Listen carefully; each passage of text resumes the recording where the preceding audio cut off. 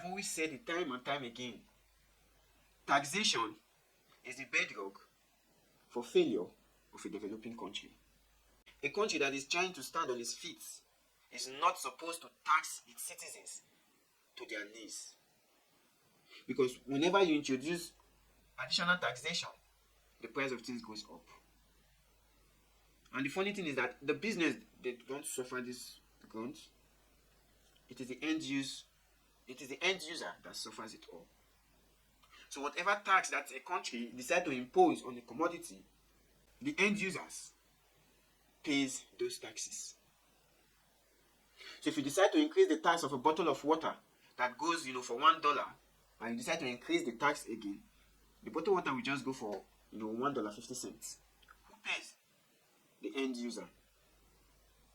And now inflation keeps coming up.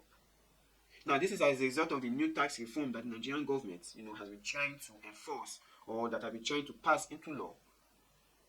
The new tax reform, whereby they have to tax everything, tax everyone taxable on a certain income threshold and all of that. Now the people have been asking, the taxes they've been paying, the little one they've collected, what have they done with it? And if you remember, some time back, the gate was in Nigeria,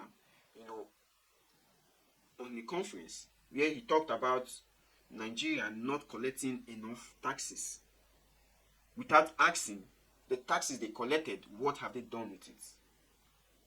The Nigerian government has been lavish, which is why so many people have been kicking against the taxes that they are imposing on the people.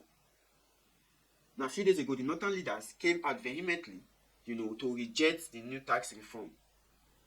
That the country is already going through hard time to be taxing its citizens. In the space of just 1 year, the inflation rate is beyond comprehension. From the increase in fuel price, the removal of fuel subsidy, the removal of electricity subsidies, and all of that, which has led to hike in prices of so many commodities, yet want more taxes. They need it. And they are looking for a way to scope and siphon funds from the citizens. And trust me, if the people revolt against these government procedures, now there's one place they will take it to that you won't be able to fight back. And that is the Central Bank of Nigeria, the CBN. What would they do? It's simple. Mandate the CBN on setting deduction on whatever income that comes into your account and whatever that leaves your account. It has been done before. We all recall the 50 naira, electronic transfer levy that goes on. Whenever an amount enters your account, you are charged an electronic transfer levy. So each time you get a transaction as a business person, a total sum of 50 naira is leaving your account to the CBN, direct to the federal government. So the question will be, what have they been doing with that particular resources? Trust me, everyone is doing business, doing one transaction or the other, whether registered or not registered. Since it is linked to the bank, you have to pay that 50 naira once any money enters your account. The question still remains, what have been done with that money? Who keeps account of that money? Because it goes in the billions in daily transactions. Because transactions happens every now and then. Nobody keeps track of that. Yet, they are still looking for more taxes, which will be transferred to the central bank to start deduction of money from people. And the shocker will be this way: when that happens, everybody will keep their money in their home. Yeah, it will happen. Because the government is just trying to look for ways to tax the people rather than being productive. You want to tax. Yes, we understand that there are so many people who are not paying the proper taxes. There are so many people who have amassed to it without paying proper taxes. You have to go for those ones. Because whenever you introduce anything, they don't feel the grunt. The people suffers it. The citizens, ordinary citizens, the low income earners, they pay the price for whatever you choose to do to the elites. So if you want to go for them, you go for them personally. Because the moment you start increasing taxes, you see corporations increase the price of their products, reduce the quantity, and which has always been happening. Knowing the rate of inflation that is already in the country, but yet they are looking for ways to tax. You look for ways to be productive, and then you get whatever you are looking for. Look for ways to engage the people, then you get whatever you are looking for. People object to certain things when they don't see the result of the previous stuffs that's supposed to have been done by what they've gotten. You want to take more tax. What about the taxes that you've taken before? What happened to it? Nigeria is one of the countries in Africa that lacks power supply. That they still queue up to buy petrol products, to buy fuel, diesel, and all of that. They still have to queue up. So now you still come and tell these people you want to tax them when they are spending their lives to pay for electricity, to pay for petrol, which is on the high side, and you want to still tax them more. And it was shocking when one of the electricity generation company or distribution, whatever, that came to speak on one of the television stations. He was bold enough to mention countries that they are supplying power to. And these countries, they have constant power supply. But yet, the supplier lacks power supply. Rather than fixing their inefficiency, they decided to, go for segregation. Putting people in categories of power supply, which is not done in the countries they supply these powers to. So this is the height of hypocrisy that could ever happen to any country. Where you produce power, you supply close to 3-4 countries who have steady power supply, but yet you are even struggling to meet up with just 3 hours, 4 hours, daily power supply. Yet you segregate your people, to different bands in a bid to extort them for more money. With high tariffs, the government is still looking for more taxes and more ways to tax the people. It's just outrageous. The government should be thinking of a way to boost up efficiency.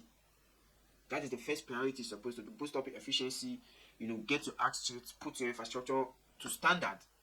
Then when you are increasing taxes, even though the people complain, but they see the benefit of what their taxes is doing. Lack of good roads, no proper health care, no good schools, and yet you are taxing. You are taxing to build houses for judges. You are taxing to buy private jets.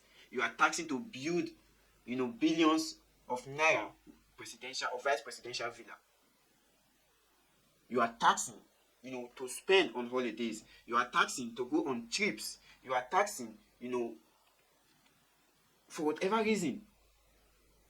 But it's not getting to the people. Just of recent, the Minister of Information came out that the cash transfer of 25,000 has been dished out to 25 million Nigerians. That in terms of the direct benefit and direct help to the general public, of course there was wage award at first, now there's the new minimum wage. There is direct transfers to the people on the social register that has been put together by all levels of government and is being verified. And so people are paid after they have been uniquely identified biometrically, and they are paid digitally through a bank account or mobile wallet. And those payments have been rolled out. We have reached 5 million households, 25 million Nigerians, and first and second payments are being made.